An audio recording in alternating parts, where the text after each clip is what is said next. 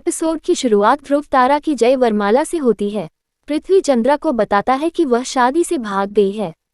चंद्रा पृथ्वी को बताती है कि वह शादी करने वाली थी और रोने लगती है।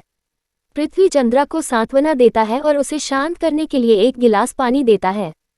पृथ्वी चंद्रा से कहता है कि उन्हें तुरंत यह जगह छोड़नी होगी और कलकत्ता भागना होगा।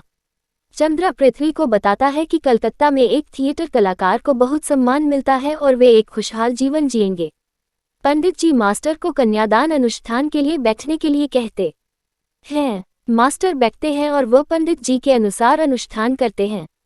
मास्टर चंद्रा से अनुष्ठान के लिए अपना हाथ देने के लिए कहते हैं, लेकिन तारा अपना हाथ आगे नहीं बढ़ाती है। मास्टर तारा को हाथ देने के लिए कहते हैं और तारा चिंतित है कि चंद्रा अभी तक वापस क्यों नहीं आई है। पृथ्वी चंद्रा से कहता है कि अगर वे गांव से भाग गए तो उनकी हत्या हो सकती है। चंद्रा पृथ्वी से कहती है कि वह उसके लिए अपनी जान देने के लिए तैयार है और वह उसका फैसला पूछती है। पृथ्वी ने चंद्रा को कोई जवाब नहीं दिया, लेकिन उसने उसे आश्वासन दिया कि वह उसे कुछ नहीं होने देगा। पृथ्वी चंद्रा से कहता है कि वह उसके साथ रहना चाहता है। ध्रुव तारा का हाथ थाम लेता है। ध्रुव को यकीन हो जाता है कि तारा ही उसकी हमसफर और जीवन साथी है। मास्टर तारा का हाथ ध्रुव के हाथ में देते हैं और ध्रुव से कहते हैं कि वह उनकी बेटी का ख्याल रखे। ध्रुव मास्टर जी से वादा करता है कि वह उसकी अच्छी तरह से देखभाल करेगा और कभी उसका हाथ नहीं छोड़ेगा। दादी चंद्रा को ढूंढ पाने में असमर्थ हैं। पंडित जी बताते हैं कि यह गठबंधन का समय है और दूल्हे की बहन गठबंधन करेगी। कंचन गठबंधन करती है और उसके बाद ध्रुव तारा फेरे लेंगे। तारा चाहती है कि चंद्रा जल्द से जल्द वापस आ जाए। दादी ने चंद्रा को एक तंबू के पास बेहोश पड़ी हुई पाई। दादी चंद्रा को जगाती है और उसे अपने साथ चलने के लिए कहती हैं। चंद्रा दादी के साथ गई ताकि वह पृथ्वी के लिए और हार ला सके और वे एक खुशहाल जीवन जी सकें। चंद्रा हार लाने से इनकार करती है, लेकिन पृथ्वी उसे और हार लाने के लिए मना लेता है। पृथ्वी चंद्रा से कहता है कि उसे वापस लौटना होगा और उसे उस पर भरोसा करना होगा। चंद्रा दादी के साथ चली जाती है। पंडित जी ध्रुव तारा को एक दूसरे से वादे करने के लिए कहते हैं। तारा डरी हुई है क्योंकि यह मंगल फेरे का समय है और दादी ने तारा को आश्वासन दिया है कि वह फेरे से पहले चंद्रा के साथ वापस आ जाएगी। गिरिराज कंचन से गठबंधन को कसकर बांधने के लिए कहते हैं ताकि वह खुले नहीं।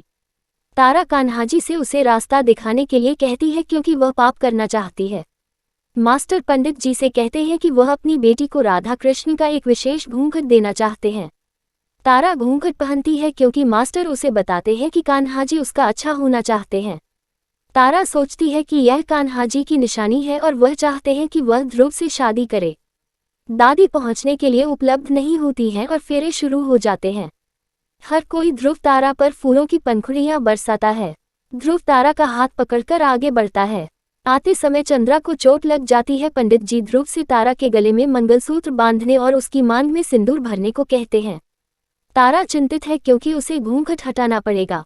कंचन ध्रुव से कहती है कि वह घूंघट हटा देगी, लेकिन गिरिराज कंचन को घूंघट हटाने से रोकते हैं। गिरिराज ध्रुव से कहते हैं कि राजरानी पहले चंद्रा का चेहरा देखने की हकदार हैं। ध्रुव गिरिराज से कहता है कि वह उसकी कीमत का सम्मान करता है, लेकिन वह पहले चंद्रा से पूछना चाहता है। तारा ध्रुव को हाँ कहती है और ध्रुव भी तारा का चेहरा देखे बिना सिंदूर भरने के लिए तैयार हो जाता है। दादी और चंद्रा देखते हैं कि ध्रुव ने तारा की मांग में सिंदूर भर दिया है। पंडित जी बताते हैं कि विवाह सफल रहा है।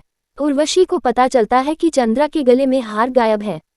दादी चंद्रा से कहती है कि वह ध्रुव तारा की शादी रोकने में विफल रही हैं। अपकमिंग ध्रुव चंद्रा को दादी का आशीर्वाद लेने के लिए कहता है। जब दादी उसके चेहरे पर हाथ रखती है तो तारा बेहोश हो जाती है।